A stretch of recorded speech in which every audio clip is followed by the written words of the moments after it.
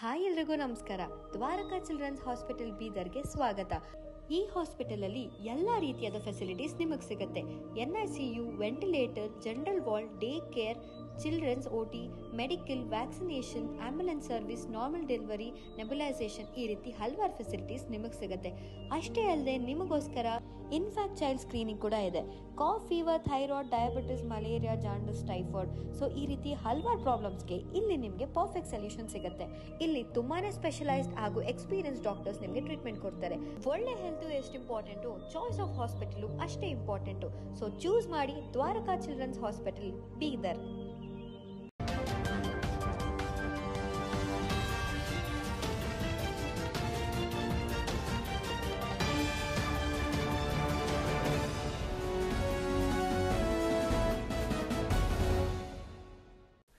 ನಮಸ್ಕಾರ, ನೀವು ನೋಡ್ತಾ ಇದ್ದೀರಾ ಸುದ್ದಿ ಸಮಯ ನ್ಯೂಸ್ ಚಾನಲ್. ಇದು ಲೋಕಲ್ ಎಕ್ಸ್ಪ್ರೆಸ್. ನಾನು ಮಹರ್ದ ಡಾಕುಳಿಗೆ ಮತ್ತೆ ಹೊಸ ಸುದ್ದಿಗಳನ್ನು ತೆಗೆದುಕೊಂಡು ನಾವು ನಿಮ್ಮ ಮುಂದೆ ಬರ್ತಾ ಇದ್ದೀವಿ.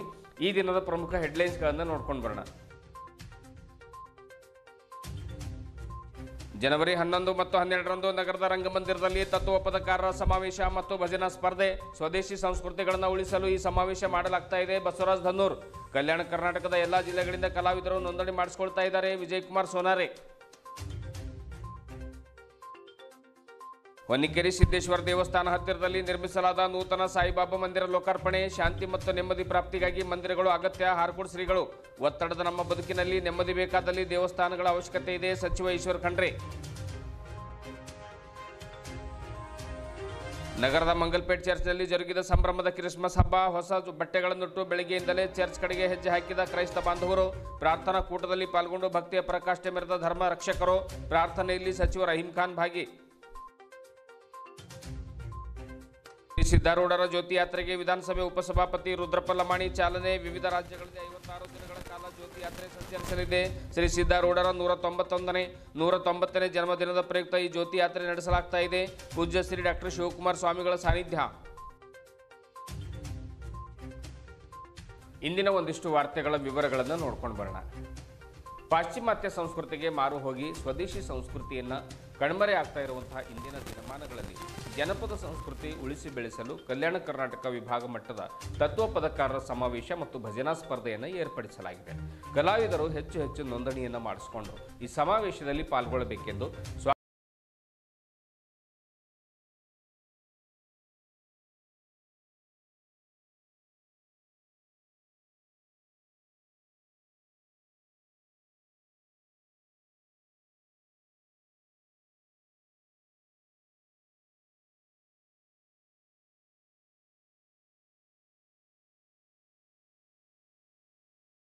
ಕಲ್ಯಾಣ ಕರ್ನಾಟಕ ಭಾಗದ ತತ್ವಪದಕಾರರ ಸ್ಪರ್ಧೆ ಕೂಡ ಜರುಗಲಿದೆ. ವಿಜೇತರಿಗೆ ಮರುದಿವಸ ಅಂದರೆ ಜನವರಿ 12ರಂದು ಮೊದಲನೇ ಬಹುಮಾನ 50,000 ರೂಪಾಯಿ, ಆಮೇಲೆ ದ್ವಿತೀಯ ಬಹುಮಾನ 25,000 ರೂಪಾಯಿ ಹಾಗೂ ತೃತೀಯ ಬಹುಮಾನ 15,000 ರೂಪಾಯಿಯನ್ನು ನೀಡಲಾಗುತ್ತೆ. ತತ್ವಪದಕಾರರು ತತ್ವಪದಗಳನ್ನು ಹಾಡಬೇಕು. ಅದರಲ್ಲಿ ಪ್ರಥಮ, ದ್ವಿತೀಯ ಮತ್ತು ತೃತೀಯ ಎನ್ನುವಂತಹ ಒಂದು ಸ್ಥಾನವನ್ನು ನೀಡಲಾಗ್ತಾ ಇದೆ.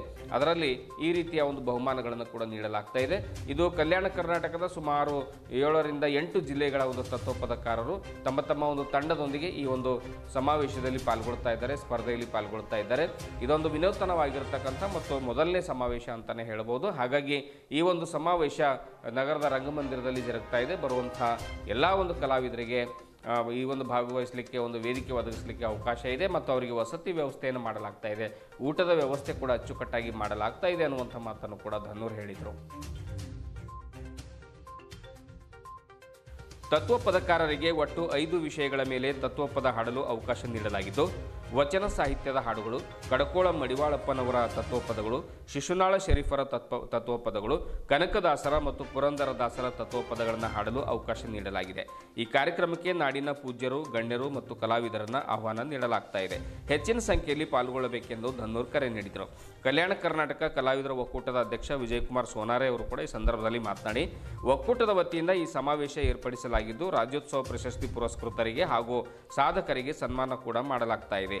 ಭಾಗವಹಿಸುವ ಕಲಾವಿದರ ತಂಡಗಳಿಗೆ ರೂಪಾಯಿ 500 ನೋಂದಣಿ ಶುಲ್ಕವಿದ್ದು ತಂಡಗಳು ಜನವರಿ 5ರ ಒಳಗಾಗಿ ನೋಂದಣಿ ಮಾಡಿಕೊಳ್ಳಬೇಕು. ಸಮಾವೇಶದಲ್ಲಿ ಪಾಲ್ಗೊಳ್ಳುವಂತ ಕಲಾವಿದರಿಗೆ ಸೂಕ್ತ ವಸತಿ ವ್ಯವಸ್ಥೆ ಹಾಗೂ ಭಜ್ಜಿ ರೊಟ್ಟಿ ಊಟದ ವ್ಯವಸ್ಥೆ ಮಾಡಲಾಗ್ತಾ ಇದೆ. 2 ದಿವಸಗಳ ಕಾಲ ನಗರದಲ್ಲಿ ಹಬ್ಬದ ವಾತಾವರಣವೇ ನಿರ್ಮಾಣವಾಗಲಿದೆ ಎಂದು ಹೇಳಿದರು. ಒಕ್ಕೂಟದ ಕಾರ್ಯದರ್ಶಿ ಪ್ರಕಾಶ್ ಅಂಗಡಿಯವರು ಕೂಡ ಈ ಸಂದರ್ಭದಲ್ಲಿ ಮಾತನಾಡ್ತಾರೆ. ತತ್ವ ಪದಕಾರರ ಸಮಾವೇಶ ಮತ್ತು ಭಜನಾ ಸ್ಪರ್ಧೆಯಲ್ಲಿ ಪಾಲ್ಗೊಳ್ಳುವ ಕಲಾವಿದರಿಗೆ ಕೆಲವು ನಿಯಮಗಳನ್ನು ನಾವು ಮಾಡಿದ್ದೇವೆ. ಚರ್ಮ ವಾದ್ಯಗಳನ್ನು ನುಡಿಸಬೇಕು, ಅಂದರೆ ದೇಶಿ ವಾದ್ಯಗಳನ್ನೇ ಇಲ್ಲಿ ನುಡಿಸಬೇಕು. ತಪ್ಪದೇ ಸಮವಸ್ತ್ರಗಳನ್ನು ಧರಿಸಬೇಕು. ವಿದೇಶಿ ವಾದ್ಯಗಳಿಗೆ ಇಲ್ಲಿ ಅವಕಾಶ ಇಲ್ಲ. ಹಾಡಲು ಸಮಯ ನಿಗದಿಗೊಳಿಸಲಾಗಿದೆ. ಕಲಾವಿದರಿಗೆ ವೇದಿಕೆ ಒದಗಿಸಿಕೊಟ್ಟು ಅವರು ಹಾಡಿರ್ತಕ್ಕಂಥ ತತ್ವ ಪದಗಳನ್ನು ಧ್ವನಿಯನ್ನು ವಿಡಿಯೋ ದಾಖಲೀಕರಣ ಮಾಡಿ ಸಾಮಾಜಿಕ ಜಾಲತಾಣಗಳಲ್ಲಿ ಪ್ರಚುರಪಡಿಸಲಾಗುವುದು. ಈ ಕಾರ್ಯಕ್ರಮಕ್ಕೆ ವಿವಿಧ ಅಕಾಡೆಮಿ ಅಧ್ಯಕ್ಷರಿಗೆ ಆಹ್ವಾನ ನೀಡಲಾಗ್ತಾ ಇದೆ.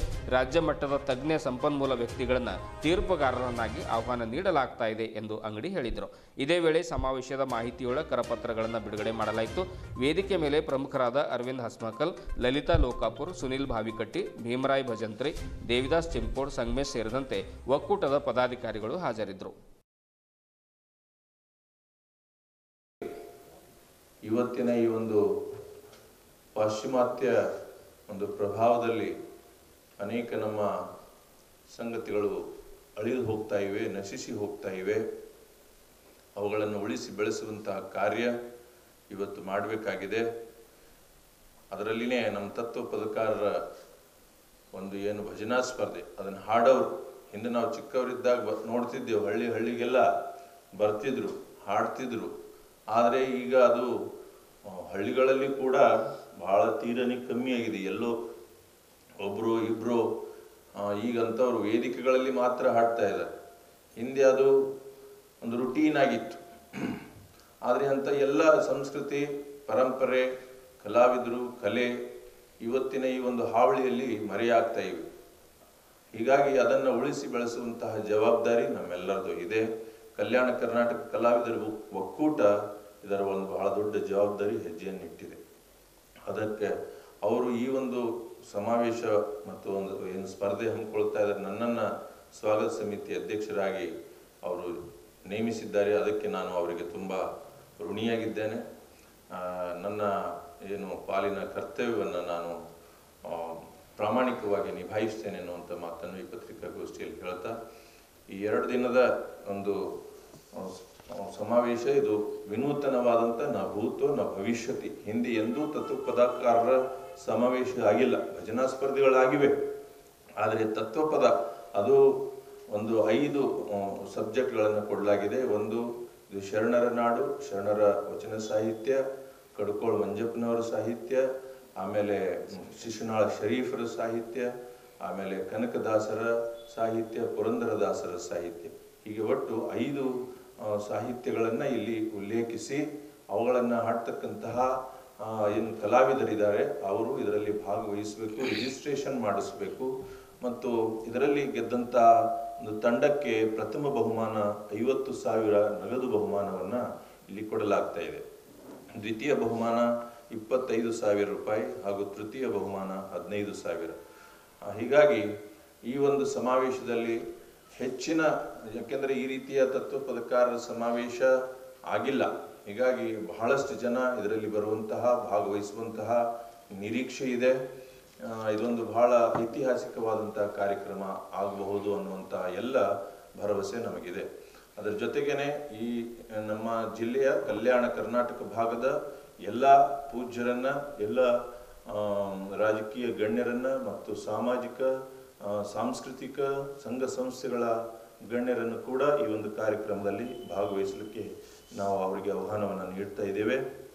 ಈ ಒಂದು ಕಾರ್ಯಕ್ರಮ ಯಶಸ್ವಿ ಆಗಬೇಕಾದ್ರೆ ಪ್ರತಿಯೊಬ್ಬರೂ ಇದರಲ್ಲಿ ಭಾಗವಹಿಸಬೇಕು. ನಾನು ಈ ಪತ್ರಿಕಾಗೋಷ್ಠಿಯ ಮೂಲಕ ಎಲ್ಲ ಕಲಾವಿದರಿಗೆ, ತತ್ವ ಪದಕಾರರಿಗೆ, ಭಜನಾಗಳನ್ನು ನಡೆಸುವಂಥ ಎಲ್ಲ ಮಂಡಳಿಗಳಿಗೆ ತಾವು ಇದರಲ್ಲಿ ಭಾಗವಹಿಸಬೇಕು, ತಾವು ಇದರಲ್ಲಿ ನೋಂದಣಿ ಮಾಡಿಸಬೇಕು, ಈ ಒಂದು ಸಮಾವೇಶವನ್ನು ಯಶಸ್ವಿಗೊಳಿಸಬೇಕು. ಈಗಾಗಲೇ ನಮ್ಮ ಸೋನಾರಿ ಅವರು ಹೇಳಿದ್ದಾರೆ, ಅಚ್ಚುಕಟ್ಟಾಗಿ 2 ದಿನದ ಕಾರ್ಯಕ್ರಮ ಬಹಳ ಸುಂದರವಾಗಿ, ಬಹಳ ಭವ್ಯವಾಗಿ ಅಲ್ಲಿ ಆಯೋಜನೆಗೊಳ್ತಾ ಇದೆ. ಎಲ್ಲರಿಗೆ ಒಳ್ಳೆಯ ಪ್ರಸಾದದ ವ್ಯವಸ್ಥೆ ಮಾಡಲಾಗುವುದು. ಎಲ್ಲ ರೀತಿಯ ಒಂದು ಸಮಾವೇಶಕ್ಕೆ ಏನೇನು ಬೇಕು ಎಲ್ಲ ಅಲ್ಲಿ ಸೌಲಭ್ಯಗಳನ್ನು ಈ ಒಂದು ಸಮಾವೇಶದಲ್ಲಿ ನಾವು ಸ್ವಾಗತ ಸಮಿತಿಯ ಪರವಾಗಿ ಜನವರಿ 11, 12 ಬೆಳಗ್ಗೆ 10 ಗಂಟೆಗೆ ಉದ್ಘಾಟನೆಗೊಳ್ಳುತ್ತದೆ. 2 ದಿನದ ಕಾರ್ಯಕ್ರಮ ಇದಾಗ್ತದೆ ಬೀದರ್ನ ಚನ್ನಬಸವ ಪಟ್ಟದೇವರ ರಂಗಮಂದಿರದಲ್ಲಿ.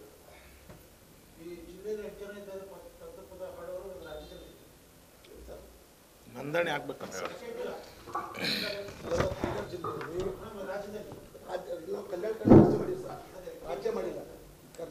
ರಾಜ್ಯದಲ್ಲಿ ಸಾವಿರಾರು ನೋಂದಣಿ ತಂಡಗಳಾವ ಸರ್. ನಾವೇನ್ ಮಾಡಿದೀವಿ, ಒಂದು ಅಂದ್ರೆ ಸಂತ ಕವಿ ಕನಕದಾಸರ ಮತ್ತು ತತ್ವಪದಕಾರ ಅಧ್ಯಯನ ಕೇಂದ್ರ ಅವ್ರು ಪತ್ರ ಬರೆದು ಭಾಳ ಖುಷಿಯಾಗಿ ನೀವು ಯಾವಾಗ ತತ್ವಪದ ಭಜನಾ ಕಾರ್ಯಕ್ರಮ ಮಾಡ್ತಿದ್ದೆ ಅಂದಾಗ ನಾವು 8 ತಂಡಗಳಿಗೆ 10,000 ರೂಪಾಯಿ ನೇರವಾಗಿ ಒಳ್ಳೆತಕ್ಕಂಥ ತಂಡಗಳಿಗೆ 10,000 ರೂಪಾಯಿ ಆರ್ಟಿಫಿಸ್ ಮೂಲಕ ಕೊಡ್ತೀವಿ ಅಂತ ಭಾಳ ಪ್ರೀತಿಯಿಂದ ಖಾತಾ ಚಿಕ್ಕಡು ಅವ್ರು ಪತ್ರ ಬರೆದಿದ್ದಾರೆ. ಭಾಳ ಅವರಿಗೆ ನಾವು ಕೂಡ ಅವ್ರ ಸಂಸ್ಥೆ ಕೂಡ ಇದನ್ನು ಸೇರಿಸ್ಕೊಂಡು ಒಳ್ಳೆ ಕಾರ್ಯಕ್ರಮ ಮಾಡ್ತೀವಿ. ಅದಕ್ಕಾಗಿ ತಾವೆಲ್ಲರೂ ಸಹಕರಿಸಿ 11, 12ನೇ ತಾರೀಕಿಗೆ ಬೆಳಗ್ಗೆ ಭಜನಾ ಸ್ಟಾರ್ಟ್ ಮಾಡ್ತೀವಿ.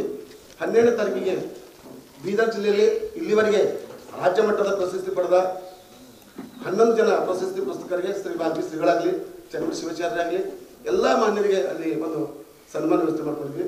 ಅದೇ ರೀತಿಯಾಗಿ ಕಲ್ಯಾಣ ಕರ್ನಾಟಕ ಭಾಗದ ಕಲ್ಯಾಣ ರತ್ನ ಅಂತಕ್ಕಂಥ ನಮ್ಮ ಒಕ್ಕೂಟದಿಂದ 7 ಜನರಿಗೆ ವಿಶೇಷ ಸನ್ಮಾನ ಮಾಡ್ತಾ ಇದ್ವಿ. ಅದೇ ರೀತಿಯಾಗಿ ಇಲ್ಲಿ ಬೀದರ್ ಜಿಲ್ಲೆಯಲ್ಲಿ ಸುಮಾರು 4-5 ಜನ ಸರ್ಕಾರದ ನಾಮನಿರ್ದೇಶನಾಗಿದ್ದಾರೆ. ಆ ವ್ಯಕ್ತಿಗಳು ಕೂಡ ಆ ವೇದಿಕೆ ಮೇಲೆ ಸನ್ಮಾನ ಮಾಡ್ತಕ್ಕಂಥ ವ್ಯವಸ್ಥೆ ನಮ್ಮ ಒಕ್ಕೂಟ ಪರ ಮಾಡ್ತಾ ಇದ್ವಿ. ಈ ಒಕ್ಕೂಟಕ್ಕೆ ಸರ್ಕಾರದಿಂದ ಯಾವುದೂ ಒಂದು 5 ರೂಪಾಯಿ ತಗೊಳ್ತಕ್ಕಂಥ ವ್ಯವಸ್ಥೆ ಆಗಿಲ್ಲ. ಆದರೂ ಕೂಡ ನಾವು ಗಡಿ ಅಭಿವೃದ್ಧಿ ಪ್ರಾಧಿಕಾರಕ್ಕೆ ಪತ್ರ ಬರೆದಿದ್ವಿ. ಅವರು ಕೂಡ ಇನ್ನೂ ಏನೂ ರೆಸ್ಪಾನ್ಸ್ ಕೊಟ್ಟಿಲ್ಲ. ನಮ್ಮ ಅಧ್ಯಕ್ಷರು, ಸ್ವಾಗತ ಸಮಿತಿ ಅಧ್ಯಕ್ಷರು ಮತ್ತು ಅವೆಲ್ಲ ಸೇರಿಕೊಂಡು ಇಲ್ಲಿ ನಮ್ಗೆ ನಿನ್ನೆ ತರಕಾರಿ ಮಾರ್ಕೆಟ್ದಲ್ಲಿ ಫೋನ್ ಮಾಡಿದ್ರು. ಸೋನಾರಿ ಅವರೇ, ನಿಮಗೆ 2 ದಿನ ತರಕಾರಿನ ಉಚಿತವಾಗಿ ಕೊಡ್ತೀವಿ, ದಯಮಾಡಿ ನೀವು ತರಕಾರಿ ಒಯ್ಯಕ್ಕೆ ನೀವು ಯಾರಾದರೂ ಬಂದು ತರಕಾರಿ ಒಯ್ಯಬೇಕಂತ. ಇದು ಬಹಳ ಒಂದು ಒಳ್ಳೆಯ ಸಂಗತಿ, ಬೆಳವಣಿಗೆ. ಯಾರೇ ಏನು ದವಸಧಾನ್ಯ ಕೊಟ್ಟರು ಕೂಡ ಅದು ತೊಗೊಂಡು ಒಳ್ಳೆ ರೀತಿ ಮಾಡ್ತಾ ಇದ್ದೀವಿ. ಭಾರತ ಒಂದು ಅಧ್ಯಾತ್ಮದ ತವರು. ಇಲ್ಲಿ ಮಠ ಮಂದಿರಗಳಿಗೆ ಅಪಾರವಾಗಿರುವಂಥ ಗೌರವವಿದೆ. ಒತ್ತಡದ ಈ ಬದುಕಿನಲ್ಲಿ ಶಾಂತಿ ಹಾಗೂ ನೆಮ್ಮದಿ ಅಗತ್ಯವಿದ್ದು ಮಂದಿರಗಳು ಹಾಗೂ ಮಠ ಮಾನ್ಯಗಳಿಂದ ಇದು ದೊರೀತಾ ಇದೆ ಅನ್ನುವಂಥ ಮಾತನ್ನು ಹಾರ್ಕೋಡದ ಪೂಜ್ಯ ಶ್ರೀ ಡಾಕ್ಟರ್ ಚನ್ನವೀರ ಶಿವಾಚಾರ್ಯರು ಹೇಳಿದರು. ತಾಲೂಕಿನ ಹೊನ್ನಿಕೇರಿ ಸಿದ್ದೇಶ್ವರ ದೇವಸ್ಥಾನ ಹತ್ತಿರದಲ್ಲಿ ನೂತನವಾಗಿ ನಿರ್ಮಾಣ ಮಾಡಲಾಗಿರುವಂತಹ ನೂತನ ಸಾಯಿಬಾಬಾ ಮಂದಿರ ಉದ್ಘಾಟಿಸಿ ಮಾತನಾಡುತ್ತಾರೆ. ನಿರಾಕಾರ ಸಾಕಾರವಾಗಲು ಒಂದು ಸಾಧನ ಅಗತ್ಯ. ಇಲ್ಲಿ ಅಧ್ಯಾತ್ಮ ಸಾಕಾರವಾಗಲು ಪ್ರವಚನ, ಭಕ್ತಿಯ ಒಂದು ಸಾಕಾರಕ್ಕೆ ಪೂಜೆ, ಜ್ಞಾನದ ಸಾಕಾರಕ್ಕೆ ಪುಸ್ತಕ, ಪ್ರಸಾದದ ಸಾಕಾರಕ್ಕೆ ಅನ್ನ, ಆದರೆ ನೆಮ್ಮದಿಯ ಸಾಕಾರಕ್ಕೆ ಮಂದಿರ ನಿರ್ಮಾಣ. ಆದ್ದರಿಂದ ಆತ್ಮಾನಂದ ಪರಮಾನಂದವಾಗಲು ಪರಮಾತ್ಮನ ಸಾಕಾರ ಅಗತ್ಯವೆಂದು ಪ್ರತಿಪಾದಿಸಿದರು. ಗುದಿಗೆ ಹಾಗೂ ಅಷ್ಟೊರೆ ಒಂದು ಕುಟುಂಬದ ಮಂದಿರ ನಿರ್ಮಿಸಿ ಸಾವಿರಾರು ಭಕ್ತರಿಗೆ ಭಕ್ತಿ ಮಾರ್ಗವನ್ನು ತೋರಿಸುವಲ್ಲಿ ಮುಂದಾಗಿರ್ತಕ್ಕಂಥದ್ದು ಇದೊಂದು ಉತ್ತಮ ನಡೆ ಅನ್ನುವಂಥ ಮಾತನ್ನು ಕೂಡ ಪೂಜ್ಯ ಹಾರ್ಕೋಡ್ ಶ್ರೀಗಳು ಹೇಳಿದರು. ರಾಜ್ಯದ ಪರಿಸರ, ಅರಣ್ಯ ಹಾಗೂ ಜೀವಿಶಾಸ್ತ್ರ ಸಚಿವರು ಹಾಗೂ ಜಿಲ್ಲಾ ಉಸ್ತುವಾರಿ ಸಚಿವರಾಗಿರುವಂಥ ಈಶ್ವರ್ ಖಂಡ್ರೆ ಅವರು ಮಾತನಾಡಿ, ಭರತ ಭೂಮಿ ಋಷಿ ಮುನಿಗಳ ತವರು ಹಾಗೂ ಇಲ್ಲಿ ಒಂದು ಮಠ ಮಂದಿರಗಳಿಗೆ ಸಾಕಷ್ಟು ಬೆಲೆ ಇದೆ. ಒತ್ತಡದ ನಮ್ಮ ಬದುಕಿನಲ್ಲಿ ನೆಮ್ಮದಿ ಬೇಕಾದಲ್ಲಿ ದೇವಸ್ಥಾನಗಳು ಬೇಕು. ಹಾಗಾಗಿ ಗುದಿಗೆ ಪರಿವಾರದವರು ಹಾಗೂ ಅಷ್ಟೂರು ಕುಟುಂಬದವರು ಸೇರಿ ನಿರ್ಮಿಸಿರುವಂತಹ ಈ ಮಂದಿರ ಜಿಲ್ಲೆಯ ಭಕ್ತರ ಪಾಲಿನ ಭಕ್ತಿಯ ತಾಣವಾಗಲಿ ಎಂದು ಹರಸಿದರು. ಖೇಳಿಗೆಯ ಪೂಜ್ಯ ಶ್ರೀ ಮಣಿಪುರ ಶಿವಲಿಂಗ ಮಹಾಸ್ವಾಮಿಗಳು ಮಂದಿರದ ನಿರ್ಮಾಣ ಮಾಡಿದ ಹಿರಿಯ ರಾಜಕಾರಣಿ ಬಾಬುರಾವ್ ಗುದಿಗೆ ಕೂಡ ಈ ಸಂದರ್ಭದಲ್ಲಿ ಮಾತನಾಡುತ್ತಾರೆ. ಕಾರ್ಯಕ್ರಮದಲ್ಲಿ ವಿವಿಧ ಒಂದು ವಿಧಾನ ಪರಿಷತ್ ಸದಸ್ಯ MG ಮೂಳೆ, ಹಿರಿಯ ಪತ್ರಕರ್ತ ಶಿವಶರಣಪ್ಪ ವಾಲಿ, ಖ್ಯಾತ ವೈದ್ಯರಾದ doctor Chandrakant Gudige, Rajashekar Ashtur, doctor Basavaraj G Patil, BS Kudure, Muralidhar ಎಕ್ಲರ್ಕರ್, Muralidhar ಮಹಾರಾಜರು, ಆಮೇಲೆ ನರಸಿಂಗರಾವ್ ಸೂರ್ಯವಂಶಿ, ಗೀತಾ ಪಂಡಿತ್ ಚಿದ್ರಿ, ಬಾಬು ವಾಲಿ, ಕಾಶಿನಾಥ್ ಬೆಲ್ದಾಳೆ, ನಾಗೇಶ್ ಪಾಟೀಲ್, ಚಂದ್ರಶೇಖರ್ ಕುಲಕರ್ಣಿ ಸೇರಿದಂತೆ ಇನ್ನು ಅನೇಕ ಜನರು ಕಾರ್ಯಕ್ರಮದಲ್ಲಿ ಪಾಲ್ಗೊಂಡಿದ್ದರು. ಬೆಳಗ್ಗೆಯಿಂದಲೇ ಒಂದು ಸಾಯಿಬಾಬಾ ಮಂದಿರದಲ್ಲಿ ಹೋಮ, ಹವನ, ಅಭಿಷೇಕ, ಮಹಾರುದ್ರಾಭಿಷೇಕ, ಪೂಜೆ ಇವೆಲ್ಲವುಗಳು ಕೊಂದೆರೆದು ನಂತರ ಸಾವಿರಾರು ಭಕ್ತರು ಆಗಮಿಸಿ ಆ ಒಂದು ಲೇಔಟ್ನಲ್ಲಿ ಸಾಯಿಬಾಬಾ ಅವರ ಒಂದು ಮೂರ್ತಿಯ ದರ್ಶನವನ್ನು ಪಡೆದುಕೊಂಡು ಧನ್ಯರಾದರು.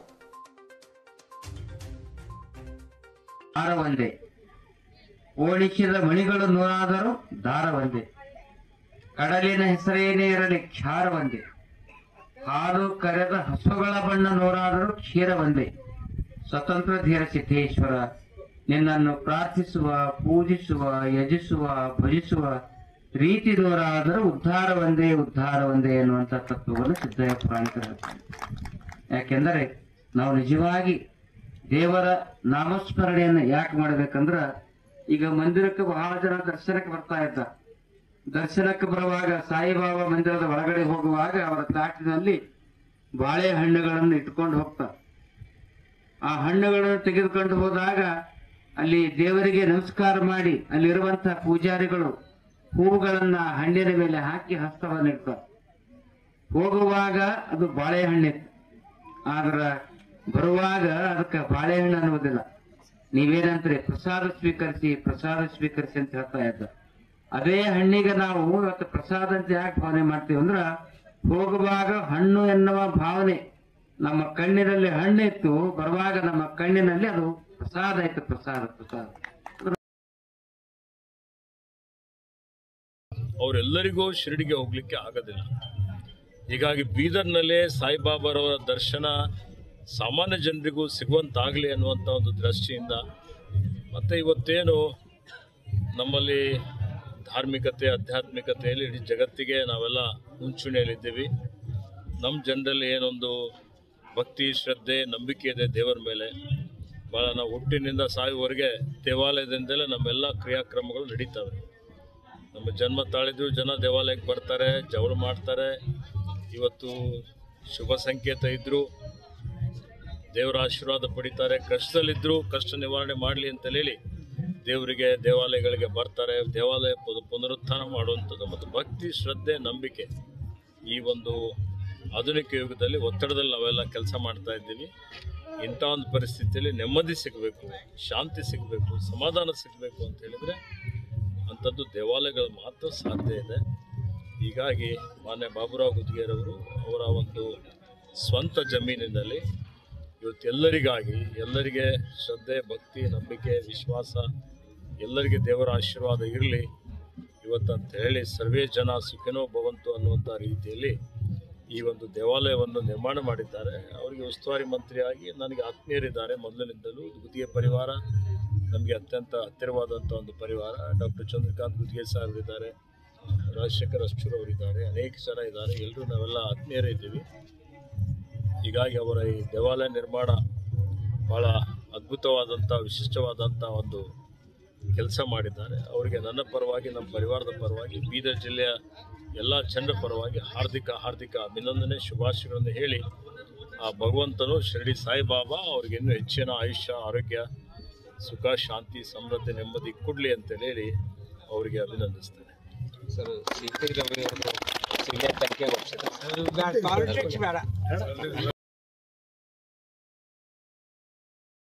ಈಗೇನದ ಇದು ಮಾಡಿಕೊಂಡು ಅದು ಮೂರ್ತಿ ಏನದ ರಾಜಸ್ಥಾನದಿಂದ ಮಾಡಿಸ್ಕೊಂಡಿದ್ದ ಅಲ್ಲಿಂದ ಟ್ರಾನ್ಸ್ಫರ್ ಮಾಡ್ಕೊಂತಾರೆ. ಅದು ಅಷ್ಟು ಈಜಿ ಕೆಲಸ ಅಲ್ಲ. ತರೋದೇನದ ಮಾರ್ಬಲ್ ಸ್ಟ್ಯಾಚ್ಯೂ ತರೋದ್ರಿಂದ ಅಷ್ಟಿಂದ ಈಜಿ ಅಲ್ಲ. ಆಮೇಲೆ ಮೂರ್ತಿ ಏನದ ತುಂಬಾ ಏನದ ಚೆನ್ನಾಗಿ ಬಂದಿದೆ ಅನ್ನದ ಮೂರ್ತಿ. ನೀವು 100 ಜನ ಅದ್ರ ಎದುರು ನಿಂತು ನೋಡ್ರಿ, ನಿಮ್ಗೇ ನೋಡ್ತಾ ಇದ್ದಾರ ಬಾ ಅನ್ನೋದನ್ನದ ಕಾಣ್ತಾ ಇದೆ. ಅದು ಹೆಂಗ್ ಬಂದಿದ್ರಿ ಸಾಯಿಬಾಬಾ ದೇವಸ್ಥಾನ ಮಾಡ್ಬೇಕನ್ನೋ ಇಂಟೆನ್ಷನ್? ಸಾಯಿಬಾಬಾ ದೇವಸ್ಥಾನ ಈಗ ಇದರಲ್ಲಿ ನಂದಿದೆ ಒರಿಜಿನಲ್ ಏನದ, ನಾನಿಂದ ಸಾಯಿಬಾಬಾ ಮಂದಿರದಿಂದ ಇದು ಎಣ್ಣೆ ಆದ ತಕ್ಷಣ ಕಟ್ಟಬೇಕು ಅಂತ ಬಂತು. ನಮ್ಮ ಧರ್ಮಪತ್ನಿನೇ ಆಗಲಿ, ಮಕ್ಕಳೇ ಆಗಲಿ, ಮೊಮ್ಮಕ್ಕಳೇ ಆಗಲಿ, ಎಲ್ಲರೂ ನನ್ಕಿಂತ ಜಾಸ್ತಿಯಿಂದ ಇಂಟ್ರೆಸ್ಟ್ ಅಂತ ಅವ್ರಿಗಿಂತ ಈ ಮಂದಿರಿಂದ ಕಟ್ಟಬೇಕು ಅನ್ನೋದ್ರಿಂದ ಅವ್ರಿಗೂ ನಾನಿಂದ ಹಾರ್ಡ್ ವರ್ಕ್ ಮಾಡಿದ. ನಮ್ಮ ಬ್ರದರ್ ಎಲ್ಲ ಮಾಡಿದ್ರು. ಆಮೇಲಿಂದ ಶ್ರೀನಿವಾಸ್ ಪೋದ್ದಾರಿಂದ ರಿಟೈರ್ಡ್ ಇಂದ AEE ಮೋಸ್ಟ್ ಆನೆಸ್ಟ್ ಆಫೀಸರು. ಅವರು ಸ್ಟ್ರಕ್ಚರಲ್ ಏನದ ಟೆಕ್ನಿಕಲ್ ಇಂದ ಅಡ್ವೈಸರ್ ಆಗಿಂದ ಫ್ರೀ ಸರ್ವಿಸ್ ಕೊಟ್ಟರು. ಫ್ರೀ ಸರ್ವಿಸ್ 3 ವರ್ಷ ಫ್ರೀ ಸರ್ವಿಸ್ ಕೊಟ್ಟರು. ನಮ್ಮ ಬ್ರದರ್ನ ಎಲ್ಲೆಲ್ಲೂ ಹೊಸ ಬಟ್ಟೆಗಳನ್ನುಟ್ಟು ಯೇಸು ಕ್ರಿಸ್ತರ ನಾಮಸ್ಮರಣೆ ಮಾಡ್ತಾ ಇರುವಂತಹ ಕ್ರೈಸ್ತ ಬಾಂಧವರು ಪುಟ್ಟ ಮಕ್ಕಳನ್ನು ಕೂಡ ಕೈ ಹಿಡಿದು ತಮ್ಮ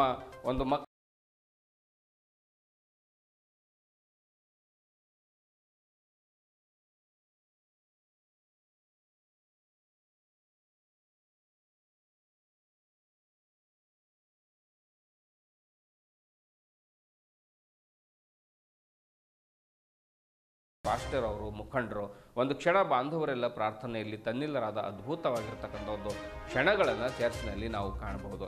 ಇದೇ ವೇಳೆ ರಾಜ್ಯದ ಪೌರಾಡಳಿತ ಸಚಿವ ರಹೀಂ ಖಾನ್ ಅವರು ಕೂಡ ಪಾಲ್ಗೊಂಡಿದ್ದರು. ಮಾಜಿ ಸಚಿವ ಬಂಡೆಪ್ಪ ಖಾಶಂಪುರ್ ಸೇರಿದಂತೆ ಹಲವು ಮುಖಂಡರು ಪಾಲ್ಗೊಂಡಿದ್ದರು. ಅವರೆಲ್ಲ ಪಾಲ್ಗೊಂಡಿರ್ತಕ್ಕಂಥದ್ದು ಒಂದು ವಿಶೇಷವಾಗಿತ್ತು. ಕ್ರೈಸ್ತ ಬಾಂಧವರಿಗೆ ಹಬ್ಬದ ಶುಭಾಶಯ.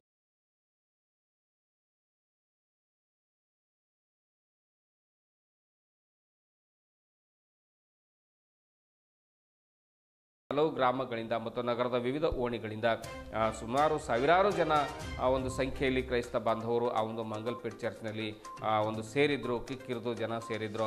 ಆ ಒಂದು ಚರ್ಚ್ನ ಒಳಗಡೆ ಮತ್ತು ಹೊರಗಡೆ ಹೀಗೆ ಸಾವಿರಾರು ಜನರು ಪ್ರಾರ್ಥನೆಯಲ್ಲಿ ಪಾಲ್ಗೊಂಡು ಅವರು ಕುಳಿತಲ್ಲಿಯೇ ಒಂದು ತಲ್ಲೀನರಾಗಿ ಒಂದು ಯೇಸು ಕ್ರಿಸ್ತರ ಪ್ರಾರ್ಥನೆಯಲ್ಲಿ ಅವರು ಪಾಲ್ಗೊಂಡಿರ್ತಕ್ಕಂಥ ಸನ್ನಿವೇಶ, ಒಂದು ಮಹತ್ವದ ಸನ್ನಿವೇಶ ಕೂಡ ಇಲ್ಲಿ ಕಂಡುಬಂತು.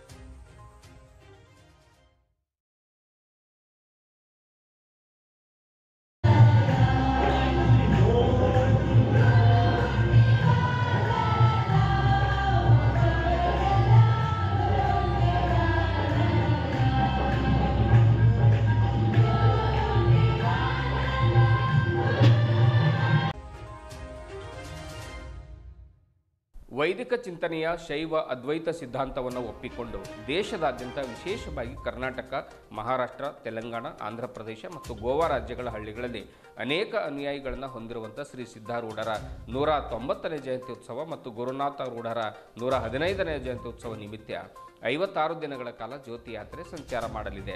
ಶ್ರೀ ಸಿದ್ಧಾರೂಢರ ಜನ್ಮಸ್ಥಳವಾದ ಗಡಿ ಜಿಲ್ಲೆ ಬೀದರ್ನ ಒಂದು ಭಾಲ್ಕಿ ತಾಲೂಕಿನ ಬ್ರಹ್ಮ ವಿದ್ಯಾಶ್ರಮ ಶ್ರೀ ಸಿದ್ಧಾರೂಢರ ಮಠವಾದ ಚಳಕಾಪುರ ಗ್ರಾಮದಿಂದ ಹುಬ್ಬಳ್ಳಿಯಲ್ಲಿ ನಡೆಯಲಿರುವಂಥ ಸಿದ್ಧಾರೂಢರ 190ನೇ ಜಯಂತಿ ಉತ್ಸವ, ಗುರುನಾಥ ರೂಢರ 115ನೇ ಜಯಂತಿ ಉತ್ಸವ ಹಾಗೂ ಸಿದ್ಧಾರೂಢರ ಕಥಾಮೃತ ಶತಮಾನೋತ್ಸವ ಅಂಗವಾಗಿ ಸಿದ್ಧಾರೂಢರ ಜನ್ಮಭೂಮಿ ಚಳಕಾಪುರ ಗ್ರಾಮದಲ್ಲಿ ಆಯೋಜನೆ ಮಾಡಿರುವಂತಹ ಸಿದ್ಧಾರೂಢರ ಜ್ಯೋತಿ ಯಾತ್ರೆಯ ಕಾರ್ಯಕ್ರಮದಲ್ಲಿ ಶ್ರೀ ಸಿದ್ಧಾರೂಢರ ಕನ್ನಡ ದಿನದರ್ಶಿಕೆಯನ್ನು ಕರ್ನಾಟಕದ ಉಚ್ಚ ನ್ಯಾಯಾಲಯದ ಗೌರವಾನ್ವಿತ ನ್ಯಾಯಮೂರ್ತಿಗಳಾಗಿರುವಂಥ ಶ್ರೀ ಕೆ ನಟರಾಜನ್ ಅವರು ಬಿಡುಗಡೆಗೊಳಿಸಿದರು. ಇದೇ ಸಂದರ್ಭದಲ್ಲಿ ಭಾಲ್ಕಿ ತಾಲೂಕಿನ ಚಳಕಾಪುರ ಗ್ರಾಮದಲ್ಲಿ ಅಂದರೆ ಸಿದ್ಧಾರೂಢರ ಜನ್ಮಸ್ಥಳವಾಗಿರ್ತಕ್ಕಂಥ ಒಂದು ಚಳಕಾಪುರ ಗ್ರಾಮದಲ್ಲಿ ಸಾವಿರಾರು ಜನ ಭಕ್ತಾದಿಗಳು ಈ ಒಂದು ಜ್ಯೋತಿ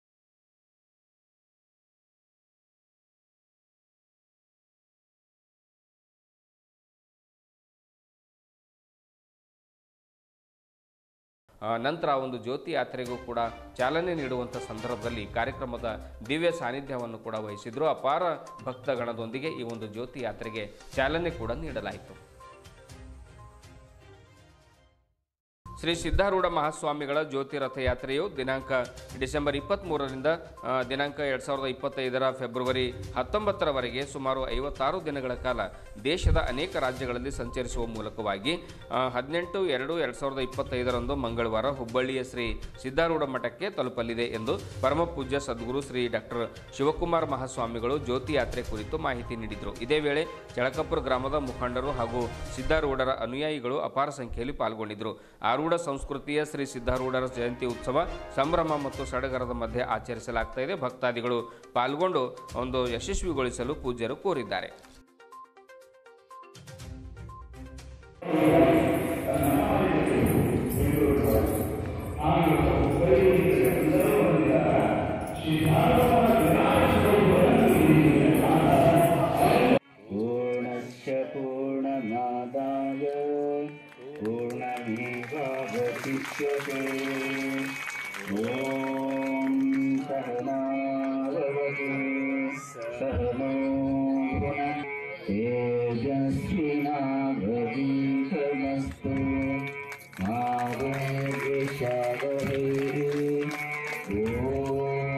ಶಾಂತಿ ಶಾಂತಿ ಶಾಂತಿ.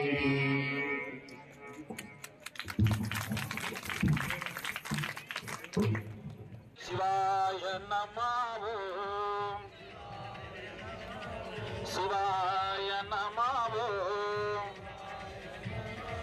ಶಿವಾಯ ನಮಃ.